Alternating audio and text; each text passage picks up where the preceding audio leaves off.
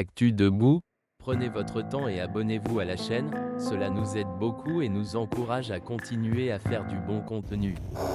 Si vous aimez la vidéo, DONNEZNOUS un pouce en l'aimant, merci et profitez du reste de la vidéo. Bonjour à tous ceux qui sont en ligne, vous êtes déjà très nombreux dans ce direct. Je vous souhaite la bienvenue, que vous soyez sur TikTok, sur Facebook ou sur YouTube. Soyez vraiment les bienvenus. C'est par cette chanson très profonde avec les mots assez mystérieux de notre sœur Enam, de la Volta Regine, qu'on a commencé ce direct, suivi de la chanson de Sassou Koudou.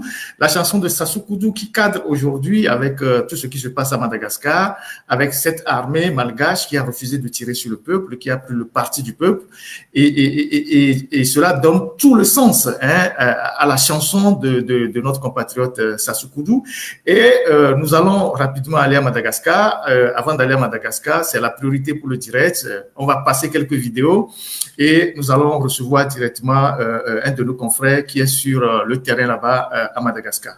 Et si la technique permet, on passe rapidement les vidéos. Voilà.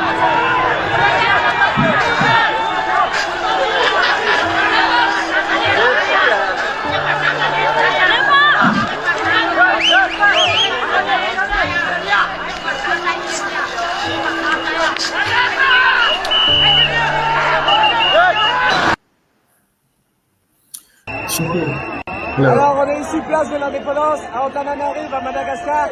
Les manifestants de la GNZ ont été rejoints par l'armée. Les gendarmes ont reculé. Et ça semble être la fin du gouvernement d'Antananarive.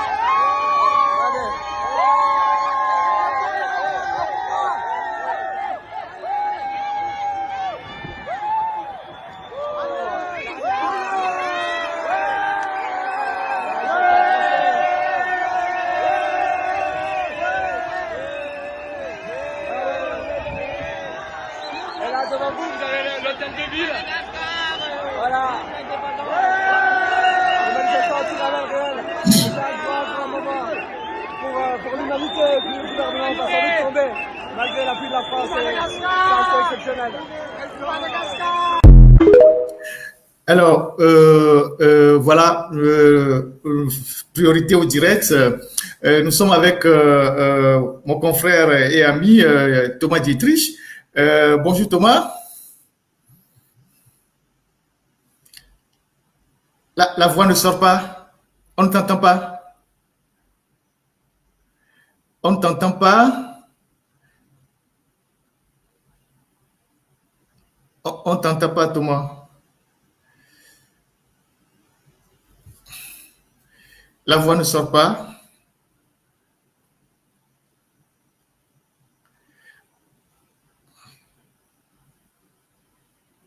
Un instant, Thomas.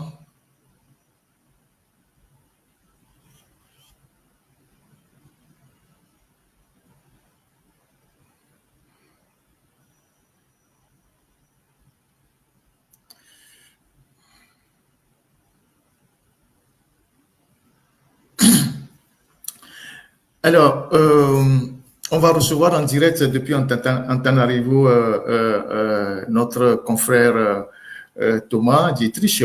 Je pense qu'il a un problème de micro. En attendant que Thomas ne rentre en ligne, il y a de cela 10 jours, Thomas me disait, Ferdinand, je vais à Madagascar parce que le président va tomber. Et j'ai dit, mais écoute, comment tu le sais? Il dit, non, que le président va tomber, je veux vivre cet événement historique et donc je pars pour Madagascar. Et je tiens à t'informer pour que tu puisses assurer l'arrière si jamais quelque chose m'arrive, parce que tous les pays que je visite, ça finit toujours par des ennuis. Tu peux sonner l'alerte. Et donc, lorsqu'il est arrivé à Madagascar, il m'a appelé pour me dire tout se passe bien. Il est sur le terrain, il a fait des directs. Les premières manifestations ont eu lieu et il m'a toujours dit ça va partir en couille. Et donc, les choses se sont accélérées à Madagascar et là, on ne peut pas dire actuellement que le président est totalement parti, mais tout porte à croire que le président est actuellement en difficulté par rapport à son peuple et par rapport à l'armée qui a rallié le peuple. Et donc, notre confrère Thomas est sur place. Thomas, bonjour. Bonjour Thomas. Ça marche ou pas? Ouais, c'est bon. C'est Allô? bon. Oui, c'est bon. Problème de son. C'est bon. C'est bon. Bonjour Thomas. Allô?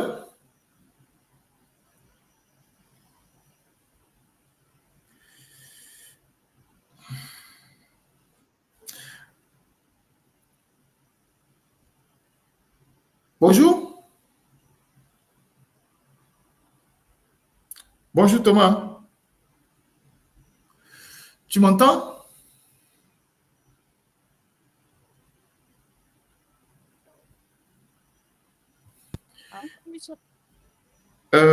Technicien, est-ce que tu peux le récupérer? Bonjour. Tout à l'heure, le son était là. Là, Oui, je sais pas. c'est bon. C'est bon. Est-ce que tu m'entends? Tu m'entends? Oui, c'est bon. Là, tu m'entends? Ok. Ouais. Écoute, c'est super. Ouais. Bon, Bonjour Thomas. bonjour à toutes et à tous. On y arrivait. Comment Salut, tu vas? Alors, Ça la va dernière bien, et fois, toi? tu me disais. Ah oui, ça va. La dernière fois, tu me disais que tu pars à Madagascar pour suivre un événement historique que le président va tomber. Je ne t'ai pas cru, Thomas. Ouais, mais moi aussi, j'y croyais pas vraiment parce que, en fait, les manifestations étaient en train de un peu de s'affaiblir. Ouais, Et samedi matin, donc hier, il y a des ouais, militaires, en fait, dans l'armée. Ce qu'il faut savoir ici, c'est les gendarmes qui répriment. C'est pas ouais. l'armée, c'est pas la police, c'est les gendarmes. C'est vraiment C'est les les gendarmes qui gendarmes qui sont repriment à le corps. Madagascar. Hmm.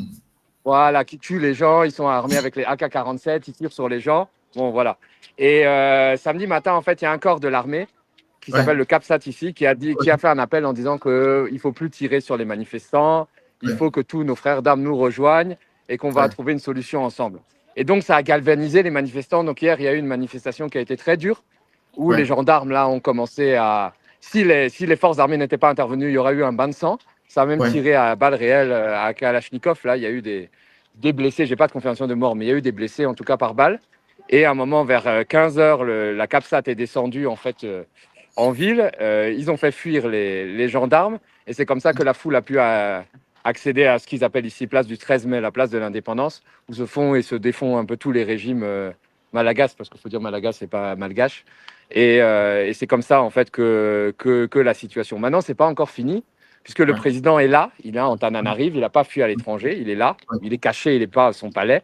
ouais, Et bon, il négocie, il est en situation de faiblesse, donc il négocie sa fuite avec les militaires, parce que ouais, vraiment les militaires ont pris le pouvoir. Il y a ouais. un, il y a un colonel là, qui s'appelle Michael qui mène un peu les débats, qui semble l'homme le plus désigné pour devenir, pas forcément président peut-être, mais au moins Premier ministre, suite à la démission du président. Et voilà, donc l'enjeu des prochaines heures, c'est savoir si quand Rasuel va démissionner. Mais à mon avis, c'est plus qu'une probabilité. C'est plus Alors, qu'une probabilité. alors Thomas, parle-nous un peu de ce mouvement des jeunes, la Gen Z. Qui sont-ils? Qui sont ces jeunes-là et qui sont-ils véritablement? Alors, ce que je peux vous dire, c'est que derrière le compte de la Gen Z, en fait, ils sont 4. Il y a 4, donc je ne peux pas donner les identités. Il y en a 2 qui sont à Madagascar et 2 qui sont à l'étranger. Il y a En fait, 4 c'est vraiment personnes. des tout jeunes. Il y a 4 Ouais, personnes. 4 il personnes. y a 4. 2 Au à départ, derrière le Madagascar, compte 1 à Facebook l'étranger. et 2 à l'étranger. Et c'est des Ok. gamins, hein. Vraiment, c'est des C'est gamins des qui ont gamins? même pas pour certains, même pas pour certains qui n'ont même pas 20 ans. Et ils ont Ok. créé ce truc-là, sans argent, sans rien, parce que moi, je me suis dit, mais ils sont poussés par quelqu'un. Je me suis rendu compte qu'en fait, non.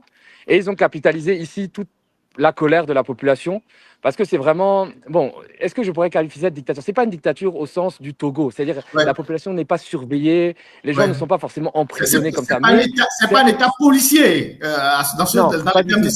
Ici, Ouais, ils vous surveillent pas. Ils vous ouais, surveillent pas. Avec votre carte de presse, là, vous pouvez filmer ce que vous voulez. Regarde ouais, même pas. Vous pourrez mettre une carte du Club Med à l'intérieur à la place de la carte de presse. Ils vont dire, OK, ouais, c'est bon, avance. Mais c'est un régime ultra corrompu. ouais, Beaucoup de détournements, alors qu'il y a des richesses. Tu vois, tu as la ouais, vanille, tu as les mines, le saphir, l'or. Voilà, c'est vraiment c'est très fort. Beaucoup de problèmes d'accès à l'eau, à l'électricité. Les gens sont extrêmement pauvres. Alors, ils sont pauvres partout. Dans plein de pays africains, tu vois, alors qu'il y a des richesses, mais à Madagascar, c'est vraiment quelque chose qui est impressionnant Et de donc, voir. Voilà, ce sont ces 4 gamins qui ont lancé ce mouvement.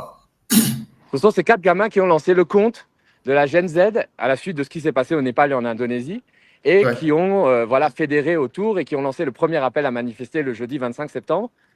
et c'est là que toutes les colères se sont cristallisées. Les gens, comme un peu au Togo, se sont fédérés parce qu'aussi, c'était pas à l'appel d'une opposition que les gens jugent corrompus, qui est décrédibilisé. C'était vraiment, voilà, des gens de l'extérieur, des gens. Bah là, contrairement au Togo, c'était des gens qui n'étaient pas forcément connus, tu vois. C'était pas comme toi, Osaga Bambo, et voilà. C'était vraiment des gens qui ont toujours pas révélé leur identité. Ils sont sortis de l'anonymat. Ils sont sortis de l'anonymat. Ils sont sortis de l'anonymat. Ils sont même pas sortis. Jusque là, ils sont anonymes. Hein. Ils sont toujours anonymes. Anonymes. Ouais. Oui, jusque là. Il y en a qui ont fait des interviews, mais village masqués.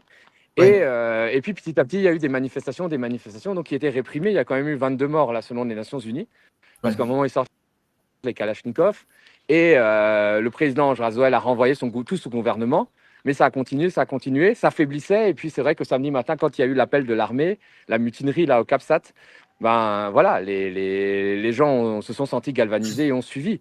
Maintenant, le problème qui se pose, c'est comme partout, c'est-à-dire que la Gen Z n'est pas forte, entre guillemets, elle a su être force de mobilisation, mais elle n'est pas forte pour peser dans les débats. Il commence à avoir des récupérations politiciennes, etc. Il y a l'armée qui rentre en jeu. Donc, il y a beaucoup de négociations là qui sont en cours alors, actuellement. La classe politique à Madagascar, elle représente quoi jusqu'à ce que la Gen Z n'intervienne sur la scène politique? La classe politique, elle Non, tu as des opposants classiques. Tu as l'ancien président Marc Ravalomanana qui est là. Voilà, bon, c'est une vieille classe politique qui est décriée, qui a eu son temps aux affaires et qui n'a pas réussi à résoudre les problèmes. Parce que ici, c'est vraiment impressionnant. C'est-à-dire tout, les routes, l'eau, l'électricité, il y a tout qui manque. Alors qu'en fait, c'est un pays extrêmement riche, que ce soit en mines, que ce soit, ce que j'ai parlé de la vanille, il y a une captation des ressources là par une minorité, par l'ancien président Razoel qui, rappelons-le, était DJ dans une boîte de nuit avant de devenir président, qui détient la nationalité française. Exactement. Alors qu'il n'a même pas le droit normalement d'être français. Exactement.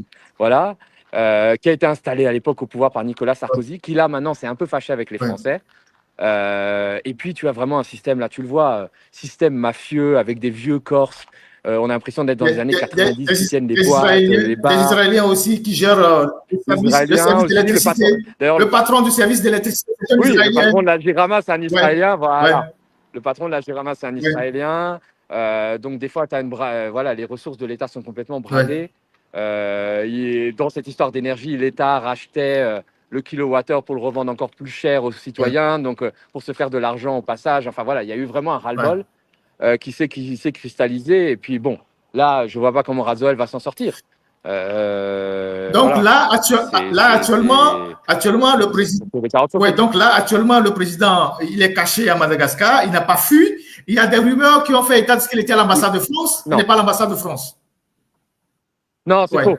C'est faux parce qu'en fait, ce qui se passe, c'est que la France s'est fâchée avec Razoel parce qu'il faut savoir qu'ils ont voulu installer une base militaire là au nord de Madagascar, qui s'appelle Diego Suarez, qui est une base stratégique pour surveiller l'océan Indien. Et Razoel n'a pas voulu. Ils avaient donné son accord au début et puis ça n'a pas voulu. Et par ailleurs, il y a le conflit des îles Éparses, des îles autour de Madagascar qui appartiennent à la France. Où il y a où il y a des militaires français, mais qui sont revendiqués non seulement par Madagascar, mais bon, par les Comores, etc. Mais surtout par Madagascar. Donc là, il y a. Et puis, en fait, il faut savoir que la France favorise surtout un mec qui s'appelle Mam Ravatomang, qui est l'homme le plus riche du pays, qui est le milliardaire. Un homme d'affaires très riche. Voilà. Très riche, qui a. C'est sur un de ses jets que Carlos Ghosn, le PDG de Renault, a fui le Japon. En 2020. Si vous vous souvenez de l'affaire un peu Repol-Angeles. C'est lui qui a prêté le jet. Voilà, il avait à l'époque des enquêtes du parquet national financier aux fesses. Et tout d'un coup, les enquêtes du parquet national financier français se sont arrêtées comme par magie. Et ce gars-là est favorisé par les réseaux français. C'était lui qui soutenait Razoel. Mais les deux se sont mis en bisbille récemment. Mais là, le coup n'est pas organisé par lui, puisque Ravatomang, là, ce fameux milliardaire, a fui. Il a pris un jet privé. Maintenant, il a fui hier. Il a voulu atterrir à La Réunion. En fait, ce milliardaire aussi qui était le soutien de Rajoel avant qu'il ne se fâche, a été aussi surpris par les événements. Oui, parce que c'était même lui qui avait organisé même les pillages après la première manifestation le 25 septembre. Il avait organisé les pillages parce qu'aucune de ces entreprises n'avait été touchée. C'est que les entreprises de ses concurrents. Donc tout le monde s'était dit que, comme il avait une milice privée avec des gendarmes français, c'était lui qui avait organisé les pillages pour affaiblir à la fois affaiblir ses concurrents, mais aussi décrédibiliser le mouvement de la Gen Z. Voilà. Et donc les militaires, il y a vraiment une colère par rapport à Razoel, à Ravatomangue, enfin tout ce système. Et effectivement, la France était fâchée avec Razoel. Donc, l'histoire que Razoel s'est réfugié à l'ambassade de France, bon, ça vient sans doute de l'idée que Razoel dépose la nationalité française, mais Ouais, c'est pas vrai. Moi, j'ai pu vérifier. La d'accord, France fait n'importe quoi, ça. On est les d'accord. premiers à dire, mais à un moment, quand Ouais. il fait n'importe... Non, il est caché quelque part à Madagascar. Il n'est ni au palais, ni à sa résidence. Il est là. Il est, Je sais que même les militaires hier, il est caché avec sa il est famille? caché.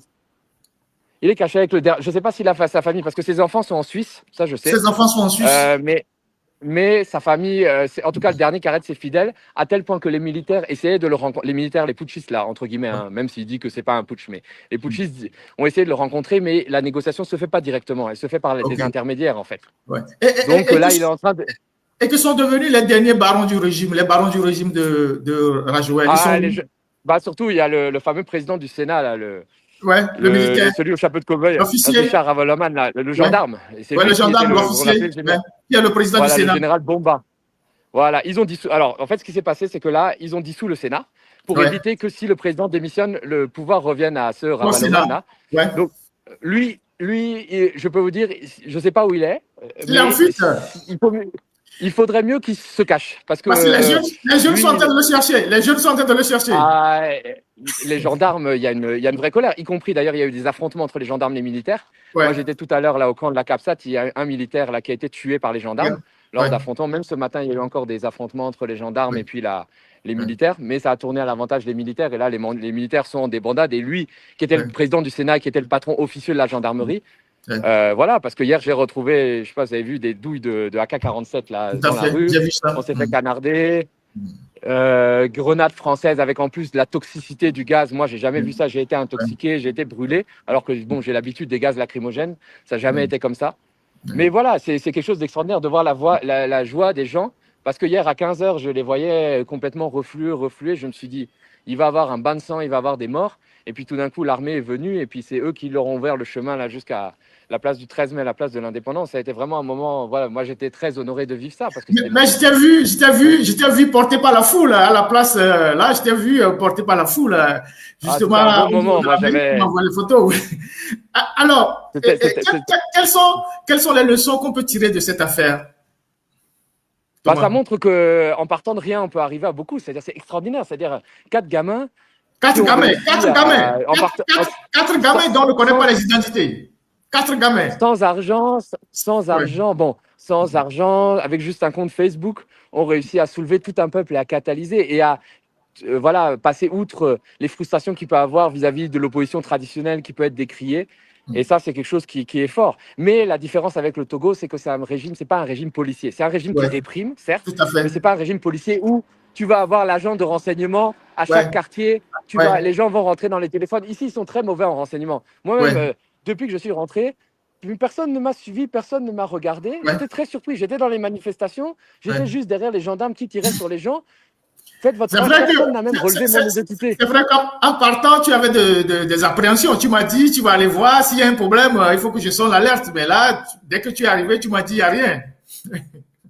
Non, c'est-à-dire qu'en fait, ils ont pas de système, même à un moment, dans les manifestations. C'est-à-dire la police voulait escorter les manifestants, les conduire là où ils voulaient aller. Et c'est les gendarmes qui se mettaient à gazer les policiers. Enfin, il y a vraiment il y avait une désorganisation au sommet de l'État. Ils sont pas bons en renseignement. C'est ça la grande différence avec le Togo, où la population est surveillée, traquée. Il y a un gars qui met un commentaire sur les réseaux sociaux, on peut aller te prendre au Mali, on peut aller te prendre au Burkina Faso, on va aller chercher à te prendre en France. C'est ça la grosse différence. Ce qui fait que, bon, il peut se passer des choses sans que forcément ça soit empêché. C'est-à-dire la GNZ a pu se réunir, les gens ont pu réunir des gens autour d'eux sans que forcément le régime soit au courant. Alors, tu sais que la société de téléphonie mobile au Togo est une société de droit malgache. Est-ce que tu le sais? Oui. Alors, écoute, tu me l'apprends. Ah ouais, Togocom Yas, c'est une société malgache. Et voilà, des gens qui ont des difficultés chez eux, qui rachètent une société de téléphonie mobile au Togo. Bon, on sait qu'il y a Fon Yassibé, sa ministre, Sina Lawson, qui sont derrière tout ça. Donc, tu vois, voilà. Et donc, tout le système de gestion de Togocom aujourd'hui, Togocom, Togocel, tout ça, est depuis Madagascar. Tout est implanté à Madagascar. L'argent qu'on sort, on l'envoie à Madagascar. Et vraiment. Oui, tu as un système mafieux ici, donc tu as beaucoup de centres d'appel. Même par exemple, les compagnies françaises de télécom ont leur centre Ouais, d'appel ici parce que ça coûte moins ouais, cher. Et ouais, profitant de la misère, du ouais, salaire, voilà, tu verses 50 euros par mois, c'est déjà ouais, voilà, un bon salaire. Et donc, évidemment, ben, on peut faire sortir de l'argent. Vraiment, ici, c'est un système vraiment mafieux où ouais, il y a énormément d'argent qui est en circulation. ouais, Peut-être même plus que le Togo dans une certaine mesure. C'est-à-dire ouais, que voilà, comme il n'y a pas de contrôle de l'État, tout le ouais, monde peut se faire de l'argent. Et puis, tu as des vieux Français là qui sont là, des ouais, vieux Corses, tu as des tueurs à gages, des gens qui sont recherchés par Interpol en France, qui finissent ouais, ici, qui ont des passeports diplomatiques. C'est vraiment, on a l'impression d'être dans Jurassic Park là, avec les derniers vieux blancs qui n'ont pas été virés d'ailleurs en Afrique et qui continuent à faire de l'argent ici. Vraiment, c'est très, très, très surprenant. C'est-à-dire qu'on y vit comme il y a 20, 30 ans. Même, par exemple, toutes les problématiques sur la présence de la France, qui est très ouais, présente en Afrique de l'Ouest. On a ouais, beaucoup critiqué la France ouais, et pas très présente ici. Alors qu'il y a ouais, beaucoup à critiquer. C'est-à-dire, tu vois, des entreprises françaises. Par exemple, là, il y a une filiale de Bouygues qui a construit un ouais, téléphérique ouais, dans la capitale, parce que c'est une capitale qui est en hauteur. On a 1300 mètres, il y a ouais, beaucoup de montées, descentes, de collines. ouais, Et ils ont construit un téléphérique, sauf qu'en fait, le prix du billet est à 50 centimes. Donc ouais, 60 centimes d'euros, donc 400, pour dire 400 francs CFA. Mais les gens ouais, n'ont même pas les moyens de se payer 400 francs CFA. ouais, Du coup, quand il y a eu les premières émeutes, ils sont allés brûler ça. Et les 150 millions d'euros là qui ont été investis par l'État malgache, voilà, ils sont perdus. Donc il y a ouais. beaucoup, beaucoup de choses, tu vois, qui Et, sont et, beaucoup de et contrats que donc, la France a. ouais. Et donc, pour résumer, Vas-y, vas-y. ces quatre jeunes qui sont pour le moment inconnus, qui ont lancé l'appel sur Facebook, sur les réseaux sociaux, ont joué sur la Ouais. misère et la colère des populations pour la soulever contre le régime de Rajoel. Oui, en fait, au départ, c'était vraiment l'histoire de l'eau et l'électricité. C'est-à-dire vraiment, il Ouais, y a eu des c'était l'histoire conflits, de l'eau et de des l'électricité et délestages. c'est parti très vite. Ouais. Voilà. Voilà, il y a eu Et, des conseillers municipaux qui sont venus. et tu as vu Il y a eu des conseillers municipaux qui sont. le président qui disait à la dernière minute, oui, j'ai dissous le gouvernement et je demande 1 an pour régler les problèmes. Si après 1 an, je ne règle pas les problèmes, je vais démissionner, mais il était tard, il était trop tard. Oui, mais c'est-à-dire que le gars est là depuis. En fait, il a fait la transition entre 2009 et 2014. Il a Tout à repris les fait. rênes en 2018.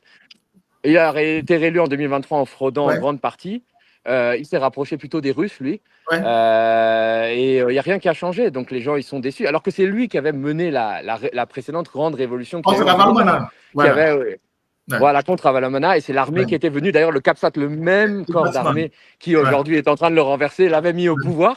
Tu ouais, vois comme quoi il y a une certaine ironie de l'histoire. ouais. Et c'est comme ça que ça s'est voilà, c'est comme ça que ça s'est Et, passé. Donc maintenant il est détesté et vraiment dans la population. il s'est bien enrichi. Il a une fortune de 1 milliard de dollars.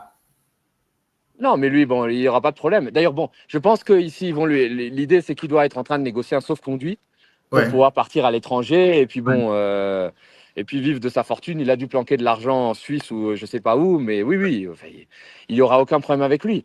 Voilà, il est unanimement détesté à ceci près que ici les gens peuvent s'exprimer. C'est-à-dire c'est la différence avec le Togo. C'est-à-dire Ouais. vraiment, c'est pas un commentaire de. Tu as une quasi-unanimité, même les gens qui ne vont pas manifester parce qu'ils ont peur, hein, c'est normal, il y a Ouais. une grosse répression. Bon, on te dit que Razoel, bon, au revoir, et puis Ravatomang avec. Tout le monde le dit. Au Togo, tu sais que si tu dis Fort Gnassingbé dehors, tu risques de te retrouver À voilà, la au BRI, fric à ou la à la BRI comme BRI. toi. Voilà, à la BRI comme moi. Et tu risques de rester plus longtemps que moi, parce que moi, j'y suis Ouais, resté que 24 heures, tu vois. ouais, ouais. D'autres gens peuvent y rester plus longtemps. Mais voilà, et c'est bon, moi j'espère qu'il y arrivera quelque chose de similaire pour le Togo. D'accord. Ou qu'au moins, voilà, les prisonniers politiques qui sont nombreux, et je pense à eux, Steve Rouillard aussi, le Français qui est Ouais. emprisonné là depuis 4 mois, puisse sortir et qui, vraiment, le peuple togolais, plus que d'ailleurs tout autre peuple, le mérite, parce que ce que vous vivez depuis les années 60, franchement, c'est du jamais vu. Tous les pays ont réussi à avoir au moins un moment une certaine forme d'alternance démocratique. Même le Gabon, qui quand même a subi la férule des bongos pendant 60 ans, ont réussi à un moment à avoir un coup d'État qui a plus ou moins été accepté par la population. Voilà, je le souhaite de suivre ce scénario à la malgache et que finalement la génération Z un peu emporte tout sur son passage et que ça arrive aussi au Togo. Mais on l'a vu, voilà ce qui s'est passé en juin, que c'est pas facile. On a vu au Maroc la génération Z, le roi, malgré qu'il soit dans une situation de santé un peu fragile, le roi a pris la parole pour calmer la jeunesse, la génération Z au Maroc. Alors oui, le Maroc, il y a deux choses qui sont différentes, c'est-à-dire qu'il y a un respect pour le roi, Ouais, même s'il a ses défauts qui fait qu'on ne veut pas le renverser, on veut renverser le gouvernement.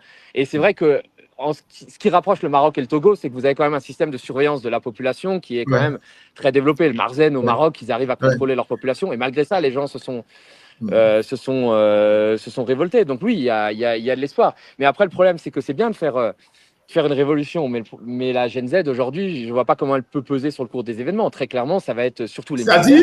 C'est-à-dire là, le mouvement est en train d'échapper aux jeunes et c'est les militaires qui sont en train de prendre le pouvoir. Et là, vous aviez tout sur l'estrade, là, tout à l'heure, place de l'Indépendance. Les gens sont venus faire une cérémonie d'hommage là, au militaire qui a été tué par les gendarmes hier. Bah, vous avez toute la vieille classe politique avec Marc Ravaloman, tous les opposants que les gens aimaient plus, qui sont en train de réveiller. Les opposants corrompus qui sont revenus dans la... Voilà. Alors que bon, la Gen Z, ben, le problème, c'est comme ils sont sans tête, ça a été leur force, mais aujourd'hui, c'est leur faiblesse. Et là, très clairement, bon, c'est les militaires, c'est le colonel Michael qui est au devant de la scène, on parle d'autres généraux. Enfin, voilà, c'est eux qui vont avoir les cartes en main pour diriger le pays. Et dans le contexte de la communauté internationale aujourd'hui, un militaire qui prend le pouvoir, c'est pas forcément un militaire qui le rend. Parce qu'il n'y a plus d'obligation. On peut très bien, ça peut se passer comme en Guinée, comme au Mali, comme au Burkina Faso, comme partout, où finalement les militaires ont pris et sont là ad vitam aeternam et ils déçoivent les espoirs. Donc c'était bien de le faire, ça, évidemment. La Gen Z, de voir la joie des gens, le soulagement hier, c'était très, très émouvant. Mais c'est vrai que voilà, on ne sait pas qu'est-ce qui va se passer demain et ça risque d'être un peu les militaires, les uniformes kaki et les vieux politiciens qui risquent de reprendre le pays. Pour quel résultat? Est-ce que ça va changer quelque chose fondamentalement dans la vie des Malgaches? Ça, c'est la question. Mais c'est déjà bien de le faire parce que je peux vous dire que hier, vraiment, c'était pas gagné. C'était très inattendu. Moi, je voyais le mouvement qui descendait. D'ailleurs, je devais partir aujourd'hui. J'ai dit, bon, bah, je rentre aujourd'hui parce que voilà. Et puis hier, je me dis, bon, je trouve la manifestation, là, comme tous les jours, ça va encore être dispersé. Et c'est vrai que tout d'un coup, il y a eu cet appel le matin, là, au niveau de la CAPSAT, au niveau de l'armée, qui a fait basculer le mouvement, très clairement. Alors, merci beaucoup Thomas pour avoir consacré un peu de ton temps dans notre live. Merci beaucoup depuis Antananarivo et je te souhaite un bon séjour, mais prudence à toi, fais attention. Et s'il y a un souci, tu m'alertes, je reste toujours en repérage. Bonjour à tous ceux qui sont en ligne, vous êtes déjà très nombreux dans ce direct. Je vous souhaite la bienvenue, que vous soyez sur TikTok, sur Facebook ou sur YouTube. Soyez vraiment les bienvenus. C'est par cette chanson très, très, très profonde avec les mots assez mystérieux de notre sœur Enam, de la Volta Regine, qu'on a commencé ce direct, suivi de la chanson de Sassou Koudou.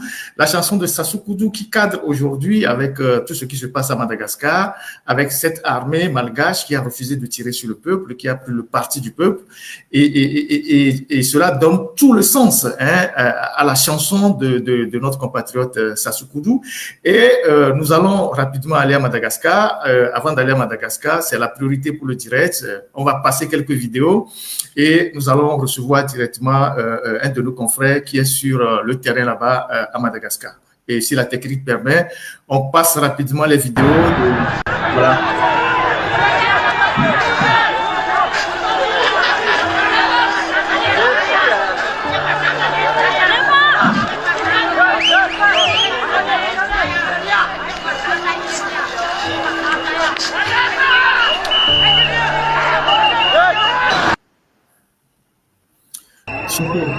Alors, on est ici, place de l'Indépendance, à Antananarivo, à Madagascar.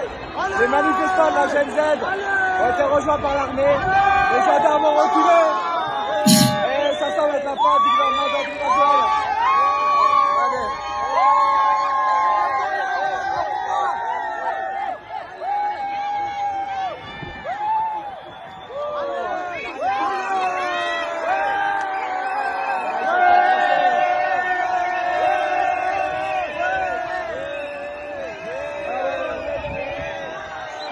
Devant vous, vous avez l'hôtel de ville.